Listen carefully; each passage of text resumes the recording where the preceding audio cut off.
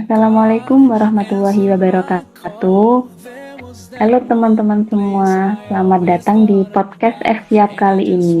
Semoga teman-teman semua dalam keadaan sehat dan penuh semangat untuk terus belajar, berproses, dan mendekatkan diri kepada Allah Subhanahu wa Ta'ala. Nah, pada episode kali ini kita akan membahas sebuah tema yang sangat menarik dan dekat dengan dunia organisasi. Tema kita hari ini adalah antara kuliah dan organisasi. Ini hanya tentang prioritas dan loyalitas. Seringkali kita melihat anggota yang semangat di awal, namun mulai hilang ketika kesibukan datang. Tapi di sisi lain, ada juga sosok yang tetap bertahan, tetap setia, bahkan mampu memimpin organisasi meski amanahnya berat dan waktunya terbatas. Nah, hari ini kita kedatangan seseorang yang sangat spesial. Beliau ini adalah alumni di FSIAP dan pernah menjabat juga sebagai ketua umum. Nah, bagaimana sih pengalamannya yang luar biasa dan bisa menginspirasi bagi kita semua nanti? Langsung saja kita sambut Mbak Sapna. Assalamualaikum Mbak Sapna. Waalaikumsalam warahmatullahi wabarakatuh, Dek Jihan. Sebelum kita masuk ke inti pembahasan, boleh nih Mbak Sapna memperkenalkan diri dulu dan mungkin bisa cerita sedikit tentang perjalanan Mbak selama di organisasi FSIAP ini dan pengalamannya menjadi ketua umum itu bagaimana gitu. Makasih sebelumnya Dek Jihan. Dek Jihan gimana kabarnya nih? Alhamdulillah sangat baik Mbak. Wah ya, alhamdulillah, semoga sehat selalu ya. Ya, sedikit pengalaman saya selama di FSIAP ya. Saya angkatan 2019 masuk UNED dan tergabung di FSIAP di tahun 2020 sebagai anggota masih tetap. Dan lanjut di kepengurusan tahun 2021, alhamdulillah dapat amanah sebagai bendahara umum.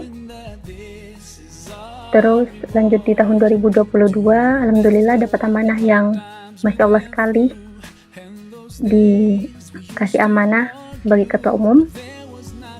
Dan dikatakan bersedia enggaknya, tentunya enggak langsung bersedia, langsung menerima dengan hati lapang ya sebagai ketua umum.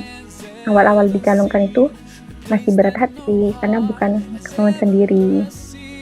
Namun setelah diumumkan bahwa jadi ketum, rasanya tuh tiba-tiba berat banget, kayak ada beban yang langsung diletakkan di atas pundak gitu.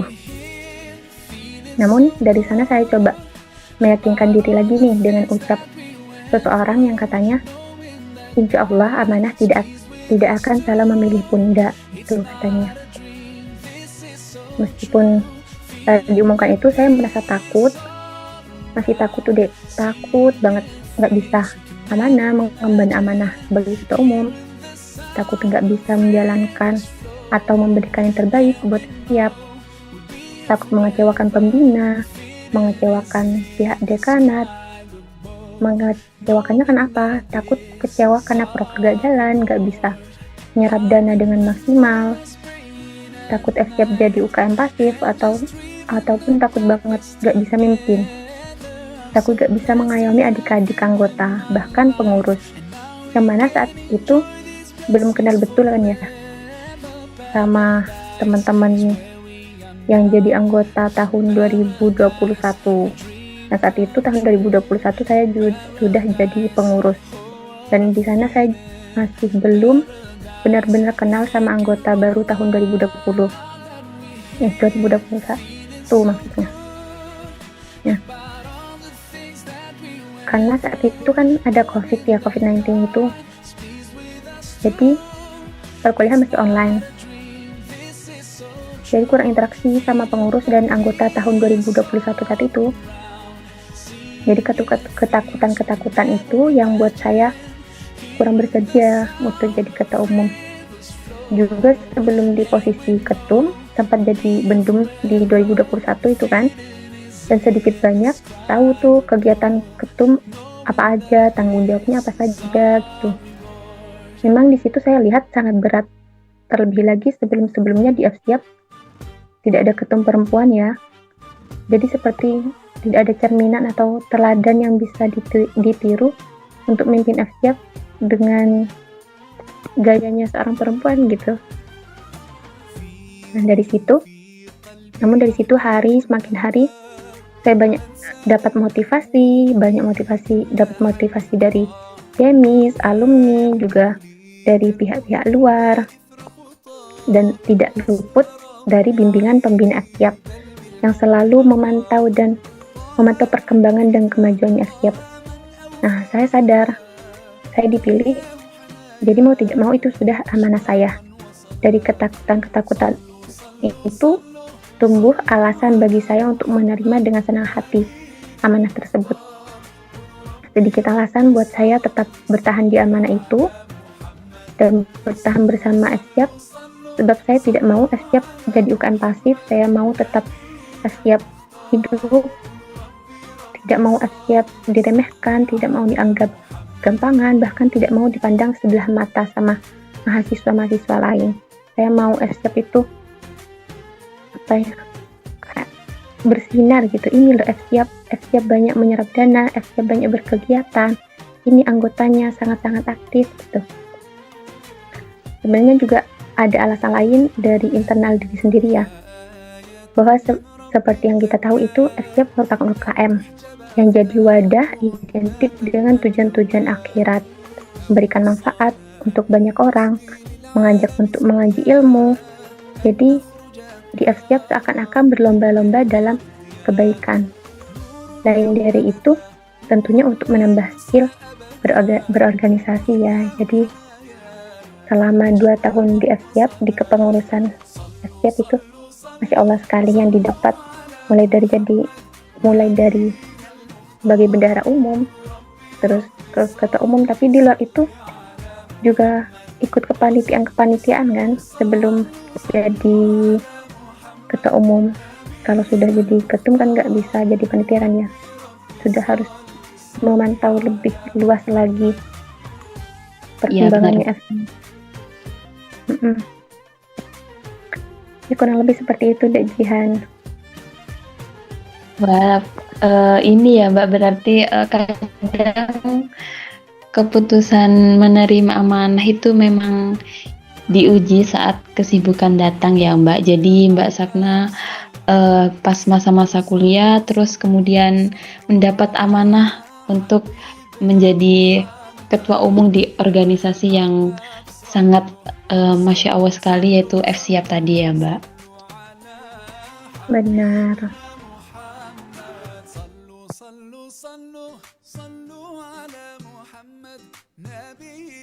Ketika memimpin, jadi ini pertanyaan selanjutnya ya Mbak.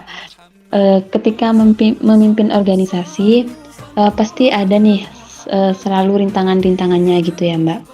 Nah, selama Mbak Sapna jadi ketua umum, ada nggak sih rintangan selama organisasi? Terus kemudian solusinya ini bagaimana, dan ada nggak kesan-pesan yang Mbak lewati dari semua itu? Banyak tentunya Dek kalau rintangan-rintangan itu. Kalau diingat-ingat tuh kadang lucu, ya bisa melewati semua itu. Kayak Masya Allah sekali, aku pernah di posisi seperti ini loh, aku pernah di posisi kayak gini loh, dan aku bisa melewatinya loh, tentunya dengan bantuan Allah ya. Jadi banyak sekali rintangan-rintangan selama mimpin organisasi itu. Di antaranya itu kayak beda pendapat sama pengurus, terus ini soal SPJ-an itu, kalau pas jadi bendahara umum pas sering SPJ-an itu kan khawatir notanya ini kan akhir hujan, jadi pernah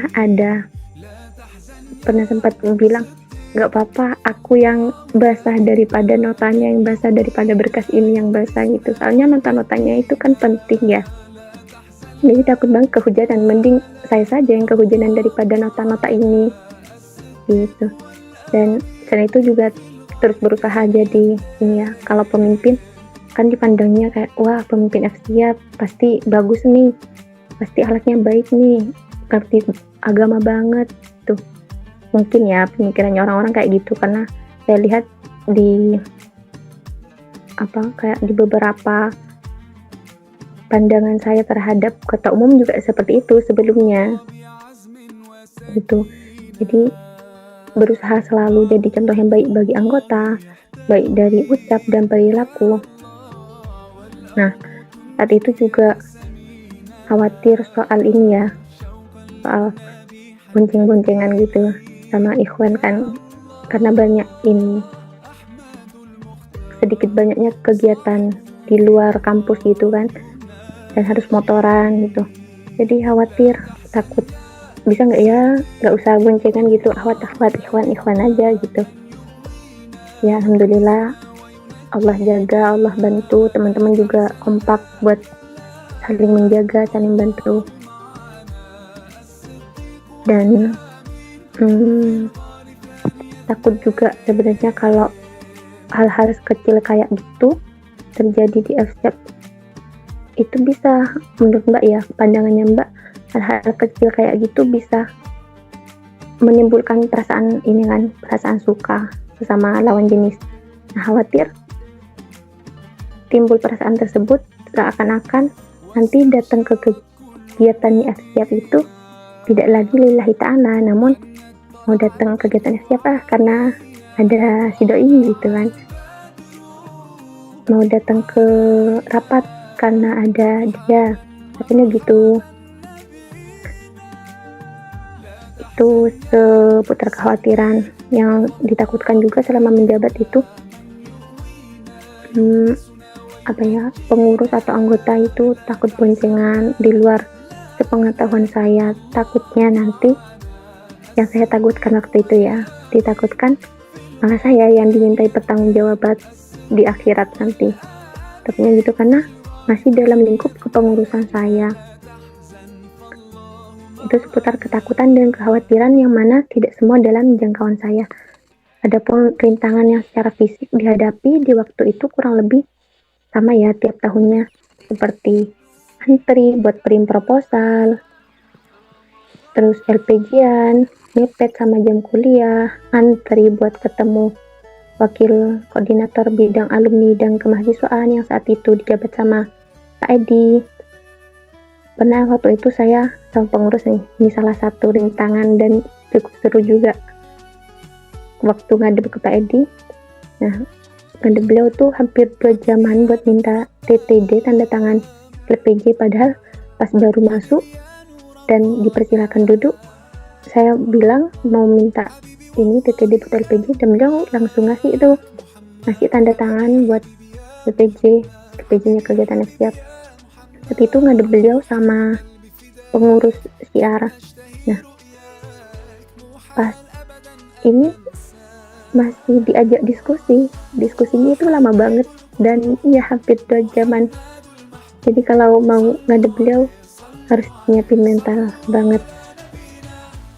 Terus ngadep ke bendahara Faperta juga pas itu ya, masih Bu Fitri, dijabat sama Bu Fitri buat SPG-an. Itu pun triple D sama ormawa lain.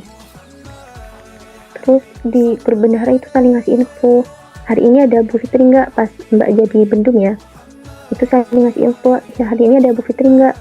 Nah kalau dikasih info ada beliau, langsung deh kita tuh berangkat meskipun hujan-hujanan, itu langsung berangkat, nggak peduli, pokok SPG selesai uang cair gitu kan.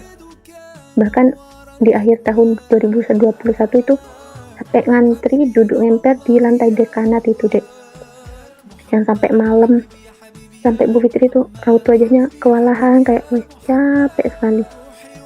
Pernah beliau itu makan sambil melayani mahasiswa yang mau SPG, saking nggak sempat waktunya beliau ya, jadi sambil melayani sambil kerja, dan beliau juga sambil makan gitu. Semoga beliau sehat selalu dan bahagia ya, amin. Rintangan yang cukup berat waktu itu, dimana sudah akhir tahun, Pak Vivi ya, Pak Wadik 3 waktu itu pas tahun 2022 mengarahkan ormawa untuk menyerap sisa dana ormawa lain tuh yang belum terserap. Nah, posisinya itu sudah mepet akhir tahun kan, sekitar bulan September itu beliau ngasih arahan, dan arahan-arahan itu sering diulang-ulang di setiap sambutan ketika diundang untuk memberikan sambutan di kegiatan Ormawa. Nah, beliau sering menyampaikan buat ayo diserap dananya, karena UKM lain, Ormawa lain itu ada yang nggak keserap. Nah, posisinya di bulan September itu FSIAP sudah habis dananya. Jadi pas tahun tersebut, tahun 2022, setiap Ormawa itu dikasih anggaran 12 juta untuk diserap. Ternyata ada yang belum terserap sama Ormawa lain. Nah, punya FSIAP sudah keserap semua kan 12 juta itu. Saya mikir, dananya FSIAP tuh sudah habis, mau ngadakan acara apa lagi coba ya. Kan sisa waktunya tinggal 3 bulanan tuh, dari Oktober ke Desember. Nah, gak ada agenda kan FSIAP itu pas selama 3 bulan terakhir, karena semua proker sudah selesai, proker yang apa ya, kayak yang tidak masuk tor itu sudah selesai semua, kecuali pas musaf itu ya, yang akhir tahun cuma tinggal itu tok gitu, dan cuma tinggal apa itu ya, kayak LPG atau SPG-nya Proktahsin kalau nggak salah, itu tinggal menyelesaikan saja, nggak ada agenda lain lagi, nggak ada kegiatan-kegiatan lain lagi. Nah, mbak, di sini saya mikir mau ngadain kegiatan apa FSIAP ini ya, dan qadarullah kayak saya diarahkan buat melihat kalender Hijriah di HP itu. Ternyata pas lihat kalender Hijriah, bulan Oktober sudah memasuki bulan Rabiul Awal. Nah, jadi tuh kepikiran ide buat ngadakan acara Maulid Nabi Muhammad. Dan alhamdulillah di tahun tersebut, di tahun yang sama, FSIAP baru launching Hadra Syababus Dara'i. Jadi kalian pakai hadra sendiri di acara sendiri gitu kan, kapan lagi. Jadi ya alhamdulillah terlaksana. Dan yang berat buat mengadakan itu, salah satunya dikasih dana 7 juta sama Pak Wadik 3 tuh buat dihabiskan. Nah, sebelumnya kan dikasih arahan 3 juta saja. Ternyata dikasih info lagi 7 juta bisa dikasih ke FSIAP buat kegiatan maulid ini. Ternyata pas coba dimaksimalkan, ternyata tidak habis. Cuma mampu menghabiskan sekitar 3,5an itu deh. Nah, rintangan lain muncul tuh. Bu Fitri bilang, gak bisa diambil ini dananya karena gak masuk tor, gak masuk Simawa. Ini kan acara dadakan gitu kan ya, bulan September kepikiran, dan bulan Oktobernya harus dieksekusi, dan itu terlaksana bulan tanggal 15 Oktober kalau nggak salah. Nah, proker maulid ini nggak masuk ke tor, nggak masuk tor awal tahun itu. Jadi Fitri bilang kayak gitu, nggak bisa diambil dananya karena nggak masuk tor itu kan. Nah, di sini saya juga mulai khawatir, mau pakai dana apa ini, siapa yang nalangi gitu kan, mau dapat dari mana dananya. Terus bilang sama Pak Wadik 3, dan beliau ngasih disposisi buat Fitri supaya cairkan dana tersebut buat kegiatan FSIAP. Alhamdulillah akhirnya cair. Dan saat itu ada aturan bahwa kan diberitahukan tuh sama pihak dekanat bahwa bisa cairkan dana sebesar 70% di awal sebelum kegiatan, buat model berkegiatan kan ya. Pas itu belum ada ormawa lain yang ngelakuin itu, seingat saya ya. Karena sebelumnya pakai dana UKM sendiri, baru setelah LPG bisa cair dananya, setelah SPG bisa cair dananya. Jadi mengganti uang yang sudah dipakai di awal. Nah, alhamdulillah pengurus FSIAP waktu itu dibantu sama pengurus DPM, ada Bu Fitri. Alhamdulillah akhirnya cair tuh yang 70% buat modal kegiatan. Sama pengurus dikasih saya kan uangnya kan, dibagi-bagi tuh yang penting-penting buat di awal kegiatan, kayak sewa panggung, beli banner, bayar DP konsumsi, nyimpen buat bicara pemateri. Pas udah selesai konsumsinya di hari H kan harus dilunasi. Pas hari H acara itu kan diantar konsumsinya tuh. Nah, harus lunasi kan, yang DP tadi harus dilunasi. Ternyata uang yang 70% itu nggak cukup buat lunasi konsumsi. Nah, kan nggak enak ya ngutang sama pemiliknya itu. Alhamdulillah.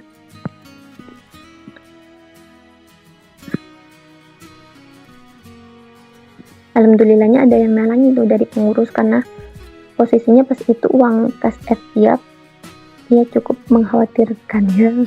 Sepertinya kalau sekarang ini ya sangat berjaya uang kas FYP ini. Nah, pas ngadakan acara maulid itu rintangannya subhanallah sekali, kayak acaranya dadakan banget. Kurang lebih persiapan hanya 2 pekan. Panitia dibentuk dadakan, yang ngurus pure dari pengurus semua, mulai dari proposal, terus cairkan dana, nyari pemateri, tuan ke pemateri, dari pemateri satu ke pemateri lain, karena jadwal pematerinya yang kita tuju sudah keisi semua. Juga dibilangin kalau kita itu ngadain acaranya mepet banget mbak, katanya. Paling nggak booking jadwal pemateri yang dituju itu ngabari 3 bulan sebelumnya, kalau nggak salah 3 bulanan itu harus sudah ngabari. Soalnya pas acara maulid kan, kalau acara maulid pasti banyak yang ngundang pemateri itu. Akhirnya minta rekomendasi tuh ke pemateri, Pak Kiai yang sebelumnya di Suami, minta rekomendasi juga dari pembina.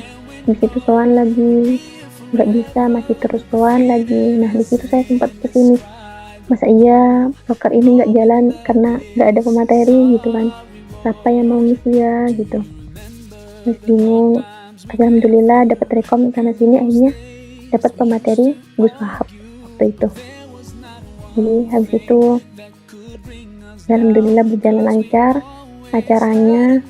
Terus tinggal tanggung jawabnya kan sama pihak dekanat. Kita sudah ngadain acara, kita sudah pakai uang yang 70% itu, jadi kita harus menyelesaikan sisanya, kumpulin nota-nota lagi, terus LPG-an, SPG-an. Nah di sini nih saya kagumnya sama pengurus waktu itu, nggak ada iri-irian sama sekali. Padahal kalau dimasukkan ke proker awal tahun, jelas ini prokernya bidang syiar, tapi teman-teman pengurus di sini nggak gitu. Siapa yang bisa dia yang ngadep pembina, dia juga ngadep Pak Edi, Bu Fitri, Pak Wadet 3 itu gantian. Jadi mereka nggak iri-irian. Jadi pas itu nggak harus dari pengurus syiar yang ngadep atasan dekanat. Jadi meskipun teman-teman ini dari luar bidang syiar, bahkan dari luar bidang divisinya, mereka tetap bahu-membahu saling bantu banget menyelesaikan program maulid ini, karena benar-benar dadakan banget saat itu. Nah, tidak ada melibatkan anggota buat birokrasi, jadi semua yang birokrasi itu dari pengurus. Tapi itu anggota dimintai bantuan pas hari H acara. Bahkan waktu itu BPO juga ikut bantuin pas hari H acara itu, ada yang ikut bantuin dari BPO, termasuk pernah ikut ke pemateri, pernah ikutkan sekali ke pemateri. Sampai saya ditanyain tuh, Dek, pengurusmu kemana semua gitu. Padahal kan ini acara dadakan gitu, jadi ya udahlah nggak apa-apa. Karena yang ditanyain kayak gitu mungkin karena yang terlihat riuh waktu itu hanya pengurus itu saja. Sampai ada nih pengurus yang bilang nggak apa-apa, rela keluar kelas untuk kepentingan umat, katanya gitu. Kan Masya Allah ya, ada pengurus yang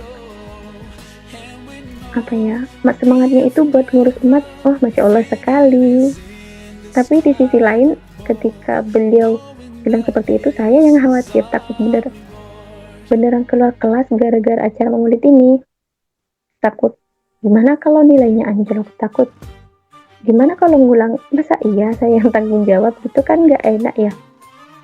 Jadi selama kepengurusan saya juga menekankan nggak boleh keluar kelas cuma buat ngurus FYP, harus tetap utamakan kelas, kuliah gitu. Banyak hal-hal kayak gitu yang bisa terjadi di kepengurusan, perlu kita ambil hal-hal positifnya di kepengurusan sebelumnya. Jadi bisa banyak belajar dari hal-hal yang baik di kepengurusan sebelumnya. Tapi yang jelek-jelek itu tinggalkan saja, jangan ditiru. Nah, dan itu juga banyak tuh deh rintangan-rintangan yang cukup berat dihadapi, nggak cuma soal proker maulid ya. Kayak rintangan koordinasi, tentunya pasti adik-adik juga ngerasain ya, koordinasi dengan anggota, bahkan prioritas FSIAP di dalam diri anggota dan pengurus yang perlu dipertanyakan gitu kan. Sebab di sini kami sebagai pengurus tidak luput dari tugas-tugas kuliah, kesibukan lain di luar kampus, atau organisasi lain, bahkan memiliki tujuan lain selain organisasi seperti ingin memiliki prestasi di akademik dan hal-hal lain yang tidak berkaitan sama organisasi. Barangkali ada yang jualan gitu kan, kita kan nggak tahu ya kesibukan yang lain itu seperti apa di luar. Dan menurut saya, kadang saya ya, harusnya itu kalau ada yang hilang-hilangan harus tetap menghubungi anggota, tidak boleh hilang kontak, tetap melibatkan anggota dalam urusan proker, baik itu pengajuan proposal, LCJ ataupun SPJ, supaya mereka mulai belajar dan memahami alur administrasi itu sendiri. Bahkan sekedar minta TTD sama pembina itu perlu buat diajak supaya anggota di sini kenal sama pembinanya. Begitu juga sebaliknya, selain itu perlu mengajak anggota hiburan, diskusi santai terkait perkuliahan, jadi tidak selalu membahas FSIAP biar tidak terkesan bosan ngurus FSIAP terus. Nah, sedikit banyak yang dilakukan anggota buat amanah yang dikerjakan, dan sebagai senior harus memberikan apresiasi gitu deh. Jangan lupa ngasih apresiasi kalau mereka sudah mengerjakan amanahnya, dan jangan lupa juga minta tolong kalau mau minta dia ngerjakan amanahnya sendiri. Bilang makasih kalau sudah mengerjakan amanahnya, dan jangan lupa tentunya bilang maaf dulu sebelum mengoreksi kerjaannya. Adik-adik ini ya juga ngasih motivasi untuk sama-sama berlomba-lomba dalam kebaikan, seperti itu. Wah, Masya Allah sekali ya Mbak. Rintangannya nih sampai sebanyak itu ya Mbak di dalam satu kepengurusan. Ya mungkin pasti nanti banyak lagi rintangan-rintangannya ya Mbak, tentunya sampai tidak bisa disebutkan satu persatu ini Mbak, mulai dari yang tadi yang demi menyelamatkan nota, pengurus-pengurus nih teman-teman rela gitu ya kehujanan basah-basahan demi menyelamatkan sebuah nota itu biar tidak sampai basah dan rusak juga. Terus sampai menunggu yang di depannya dekanat itu sampai malam, itu sangat luar biasa sekali ya Mbak Sapna. Benar-benar perjuangan sekali ini dari teman-teman pengurus selama masa kepengurusannya Mbak Sapna tadi. Ya, alhamdulillah terlewati. Ya, oke. Ini lanjut lagi nih Mbak. Masih ada beberapa pertanyaan lagi nih gitu.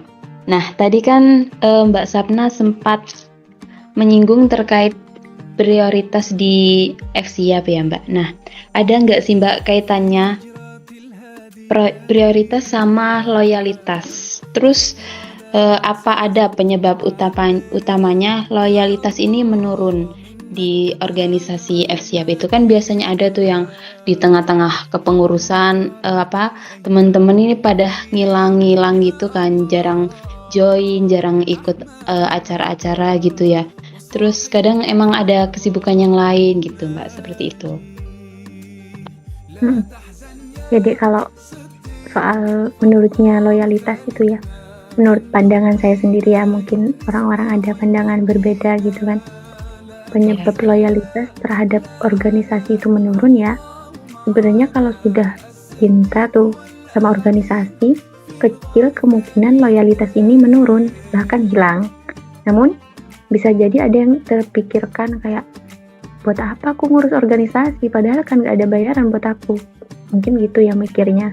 Atau mungkin juga adanya paksaan tuh sebelumnya, yang mana diri ini atau diri kita ini belum berdamai sama paksaan tersebut, bahkan ada masalah dengan sesama pengurus yang mungkin menurunkan kontribusi kita sama organisasi tersebut, yang seharusnya hadir di kegiatan malah nggak hadir karena ada masalah sama pengurus lain gitu, atau ada yang sekedar ikut-ikutan saja.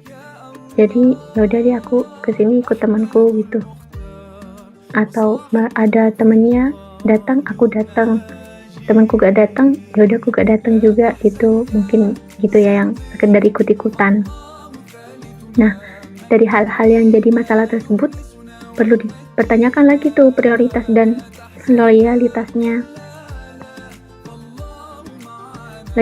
buat organisasi. Sebelum itu kita bahas dulu awal tujuan kita bergabung di organisasi itu untuk apa.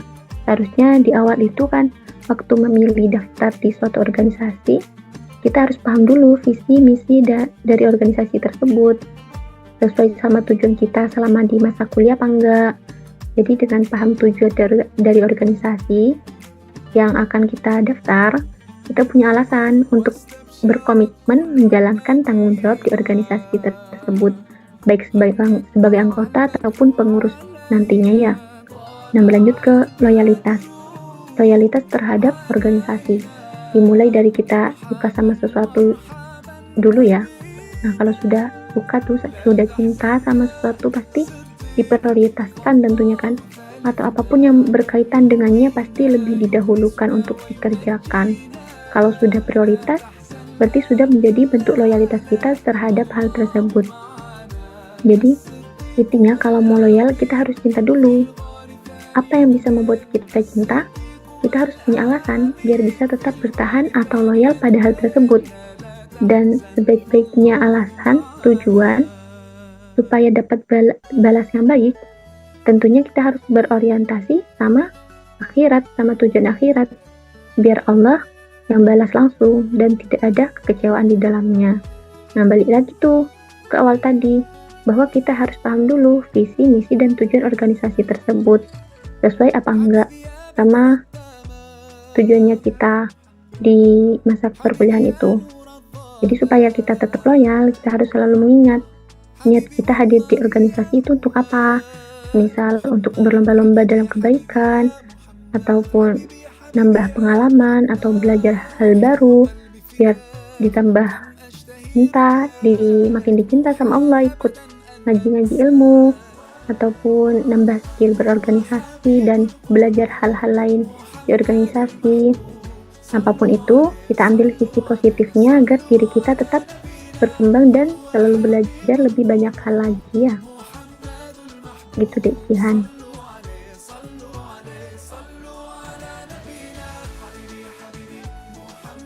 Iya, betul sekali ya Mbak. Sekarang memang terkadang banyak anggota yang sebenarnya itu ingin aktif, tapi kesibukan membuat mereka sulit membagi waktu gitu. Jadi untuk pertanyaan selanjutnya kita lanjut ya Mbak. Setelah dengan berbagai kesibukan yang dijalani di FSIAP tadi, kenapa Mbak Sapna ini masih cinta sama FSIAP gitu Mbak? Kan di FSIAP nih sibuk, terus banyak kegiatan gitu, dan juga banyak yang menyita waktunya Mbak Sapna nih gitu di tengah-tengah perkuliahannya Mbak Sapna gitu. Kenapa ya? Karena cinta itu tadi ya. Karena cinta, Ya. karena sudah satu tujuan, satu visi misi sama FSIAP gitu kan. Ya, cinta karena FSIAP itu sendiri, FSIAP dengan proker ngopinya, FSIAP dengan karimahnya, tahsin, tahfidz, dan maulid nabinya, terus ada hadroh, syababul syara'i yang menghibur di kegiatan-kegiatannya FSIAP, terus bisa ngumpul juga sama teman-teman yang satu tujuan, satu pemikiran, teman-teman yang insya Allah ngerti saya dan saya insya Allah juga ngerti mereka, dan lelahnya juga insya Allah lillah, amin.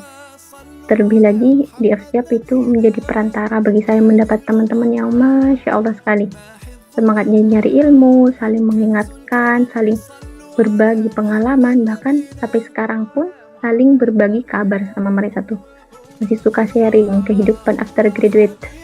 Alhamdulillah, semoga tidak terputus ya. Jadi kalau ditanya kenapa masih cinta sama FSIAP, ya karena FSIAP itu sendiri karena saya belajar banyak hal di FSIAP gitu deh. Wah, masya Allah sekali ya Mbak. Mbak Sapna meskipun sudah lulus dari Universitas Jember dan juga sudah demis dari organisasi FSIAP ini, masih cinta banget nih sama FSIAP gitu ya, karena banyak memang hal-hal baik yang kita dapat dari organisasi FSIAP ini. Iya, bukan Eh, Dewi kita lagi itu nih. iya, Insya Allah cinta tetap cinta sama siap. ya Masya Allah ya Mbak, betul sekali Mbak. Oke, kita lanjut ke pertanyaan terakhir nih Mbak. Ada nggak sih Mbak benefit ikut organisasi yang bisa dipakai nanti setelah lulus kuliah? Nah, sekarang kan Mbak Sapna ini sudah lulus nih.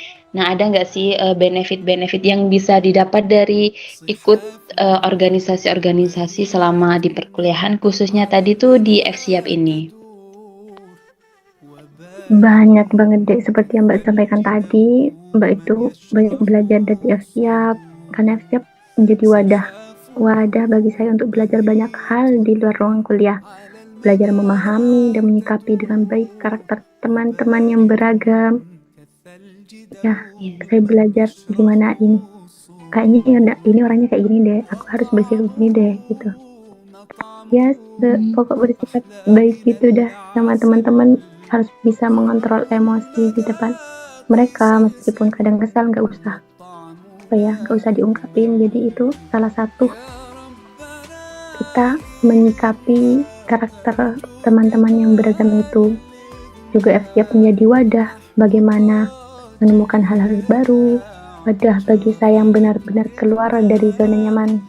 Yang sebelumnya saya yang diemong sama mbak-mbak, ya pasti Jihan ngerasain juga diemong sama mbak-mbak, terus malah pengurus harus ngomong adik-adik. Sebelumnya kaku banget tuh kan buat manggil junior dengan panggilan Dik atau D gitu. Tapi sekarang makin terbuka. Ya kayak gitu, hal-hal kecil kayak gitu itu didapat dari organisasi. Dan untuk panggilan Dek ini ya, panggilan Dek dan Dik, kalau boleh sedikit cerita ini, panggilan Dek dan Dik itu sebenarnya saya dapat dari senior di luar FSIAP ya. Beliau itu nyampaikan, coba panggil adik-adiknya pakai panggilan Dik, Sap, katanya gitu. Biar apa? Biar lebih romantis, katanya mbaknya. Wah, Masya Allah sekali mbak ini ya, kata saya. Terus saya mikir, nah iya, masa romantis cuma identik sama pasangan ya kan? Sama teman kan juga bisa, apalagi lagi muka adik-adik nih, kan bisa pakai panggilan Dik biar lebih akrab gitu. Terus apalagi ya, kalau FSIAP itu tempat dimana saya jadi banyak berpikir tentang muruah sebagai wanita sih. Jadi apa ya, kayak menjaga muruah sebagai wanita sekaligus menjaga marwah organisasi FSIAP. Sebab nggak jarang tuh orang-orang di luar kayak tadi yang Mbak sampaikan, masih ketum FSIAP sudah paham betul soal agama, terus akhlaknya bagus. Kan sebenarnya kita sama-sama belajar ya, tapi nggak jarang orang-orang kalau ketemu KKI pasti tuh perfect banget agamanya, padahal nggak juga ya, masih sama-sama belajar loh kita loh gitu ya. Dari pengalaman di FSIAP selama jadi ketum itu insya Allah bisa buat saya lebih bijak ya, yang sebelumnya masih ada sifat kekanak-kanakannya mungkin, tapi pas jadi ketum sifatnya dan perilakunya itu harus dihapus. Terus pikir saya kalau jadi ketum tuh harus dibawa, harus bijak. Jadi gak tahu ya, sifat-sifat itu pas menjabat, sifat-sifat kekanak-kanakannya itu muncul apa enggak, tapi semoga enggak ya.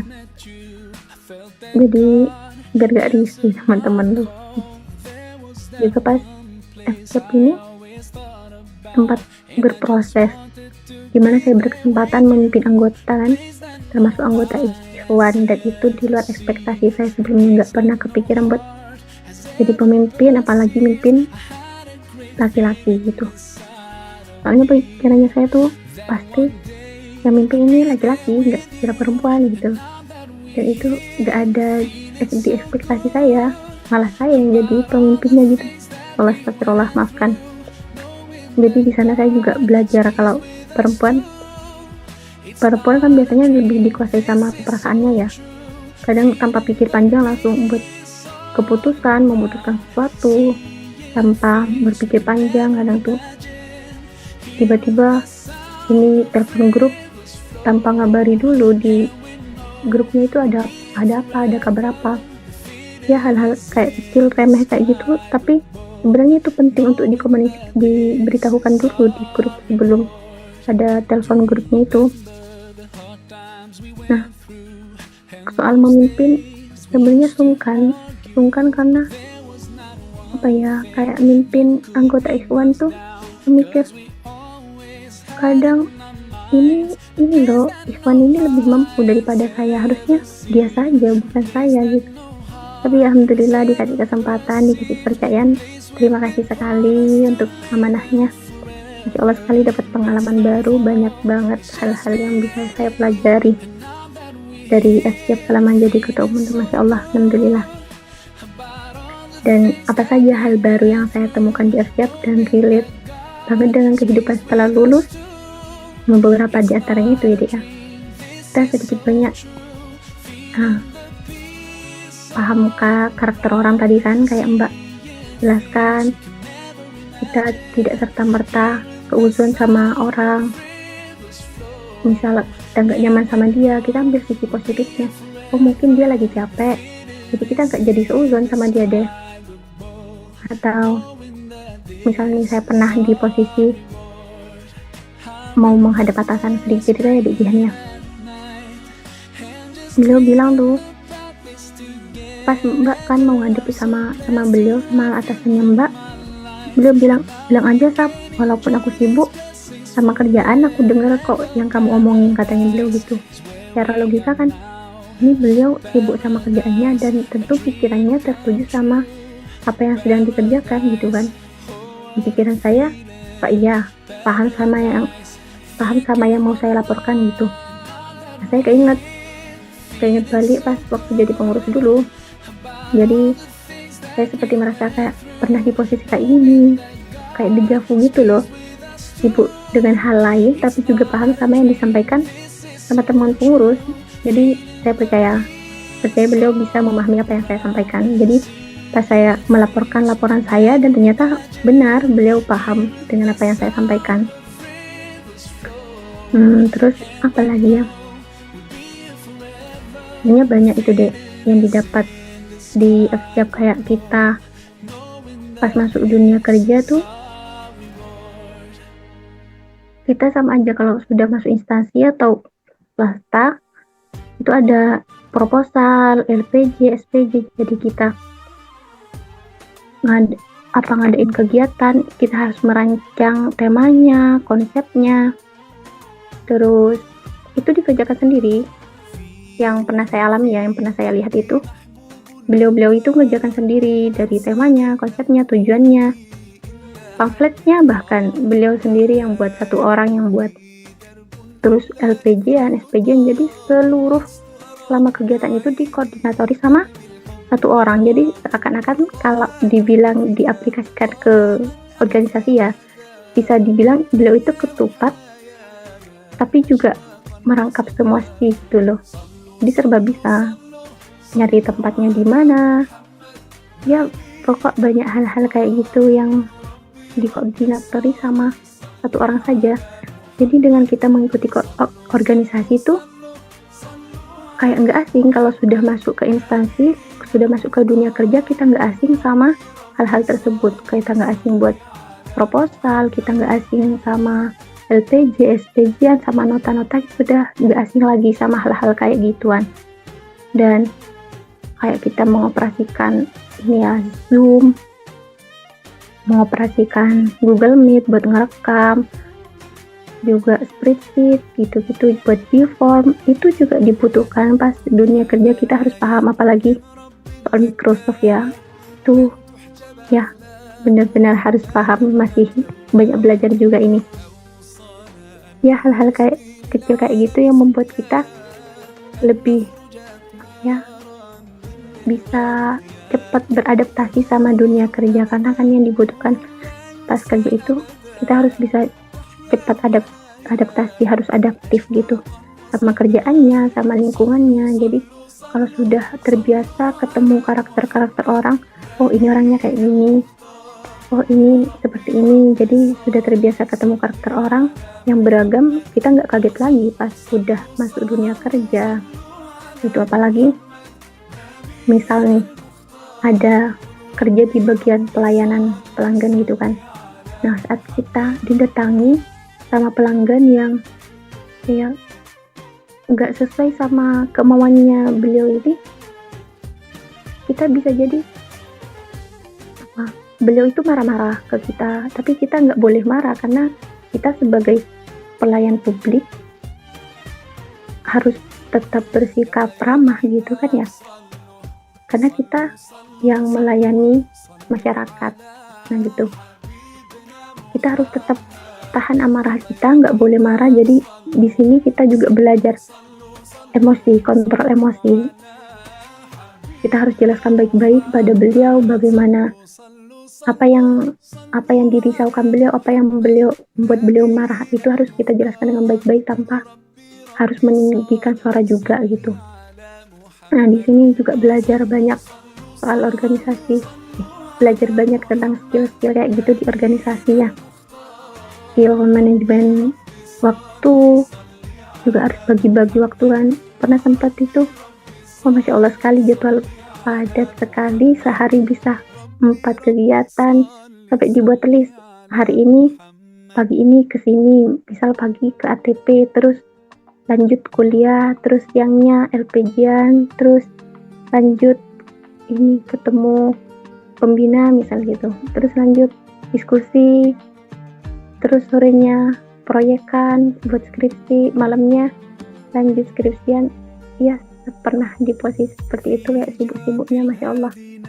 Alhamdulillah terlewati. Jadi kalau kita sudah terbiasa dengan hal-hal kayak gitu, kesibukan kayak gitu, pas sudah lulus nanti, kita sudah kerja, sudah nggak kaget lagi. Oh, aku sudah pernah di posisi kayak gini loh, aku sudah pernah ngerasain kayak gini. Jadi kita nggak kaget lagi, sudah bisa adaptif dengan kondisi seperti itu. Nah itu apa ya Kak, salah satu benefit yang didapatkan, benefit banget yang didapatkan dari mengikuti organisasi gitu. Apalagi ya kontrol emosi tadi, banyak banget yang didapat dari mengikuti organisasi. Sudah, insya Allah itu kurang lebihnya. Sebenarnya masih banyak ya, tapi nggak bisa dijabarkan semua gitu deh Jihan. Wah, ternyata benefitnya sangat luar biasa dan banyak sekali ya Mbak, sampai tidak bisa disebutkan satu persatu gitu ya. Tadi yang dipanggil kayak dipanggil Dek gitu, jadi kayak dibikin romantis gitu ya Mbak. Ternyata romantis itu bukan terkait hanya terlibat dengan pasangan saja gitu ya Mbak. Iya benar. Jadi kita harus meromantisasi pertemanan kita sesama akhwat gitu. Jadi lebih akrab, lebih enak komunikasinya. Kan komunikasi itu penting, komunikasi efektif, penting buat berjalannya organisasi itu kan ya. Iya benar sekali Mbak. Dari benefit-benefit tadi banyak sekali juga yang sudah dialami sama Mbak Sapna ya, sangat Masya Allah sekali. Di dunia pekerjaan juga pasti bisa mendapat berbagai pengalaman juga ya tentunya ya Mbak. Ini sudah masuk di penghujung acara nih Mbak. Ada nggak dari Mbak Sapna nih kata-kata motivasi buat teman-teman yang mendengarkan podcast ini gitu? Kata-kata singkat yang nanti bisa buat motivasi teman-teman gimana caranya mempertahankan loyalitas teman-teman nih di organisasi khususnya FSIAP ini gitu Mbak. Pesannya ya Dek ya, kalau pesannya tetap semangat teman-teman, karena kita nggak tahu apa yang kita pelajari di ruang kuliah sama yang dipelajari di luar ruang kuliah. Kita nggak tahu ilmu mana yang dipakai pas setelah kita lulus. Jadi Ayo sama-sama kita belajar bareng. Kalau butuh alumni FSIAP, insya Allah siap membantu, dan mbak-mbak alumninya, mas-mas alumninya insya Allah siap juga berbagi ilmu ya. Jadi berproses di organisasi itu penting buat bekal kedepannya nanti, buat bekal kerja nanti di luar kalau sudah jadi alumni gitu. Kalau boleh ini Dek, ada sedikit kalimat pendek gitu. Ya, boleh Mbak. Kayak timbul pas jadi ini menjabat. Dikit ya Dejannya. Terima kasih. Ya, Masya Allah. Ini masih belum. Masih mau tak bacakan. Oh iya Mbak. Maaf Mbak, ini sudah sedikit mulai banyak pikiran ini Mbak. Ya katanya gini dulu. Ini entah saya sedang apa, udah nggak tahu ngapain, timbul kalimat kayak gini. Ketika heningmu adalah sebuah pemikiran, titahmu eksekusi dari sebuah rancangan, dan gerakmu perjuangan untuk sebuah kebenaran. Itu kayaknya lebih cocoknya di posisi seorang pemimpin. Ketika heningnya dia diam tapi mikir keras, terus dapat ide dari pemikirannya, langsung meminta kepada staf-stafnya untuk mengeksekusi dari sebuah pemikiran tersebut, dan geraknya pemimpin juga bersama kawan-kawannya merupakan perjuangan untuk sebuah kebenaran. Sudah, terima kasih. Wah, Masya Allah sekali Mbak Safna, kata-kata motivasinya ya, kata-kata singkatnya gitu. Terima kasih banyak Mbak Safna atas cerita, pengalaman, dan hikmah yang luar biasa hari ini. Semoga apa yang disampaikan bisa menjadi motivasi bagi kita semua untuk tetap berkomitmen, tetap loyal, dan tetap menatap prioritas dengan baik, khususnya dalam organisasi FSIAP ini ya. Bukan begitu ya Mbak Samna? Benar begitu ya Mbak?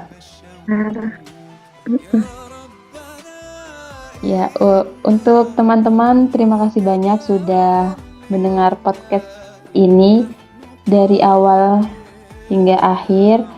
Jangan lupa untuk terus ini ya, dukung podcastnya FSIAP. Sampai jumpa teman-teman. Wassalamualaikum warahmatullahi wabarakatuh.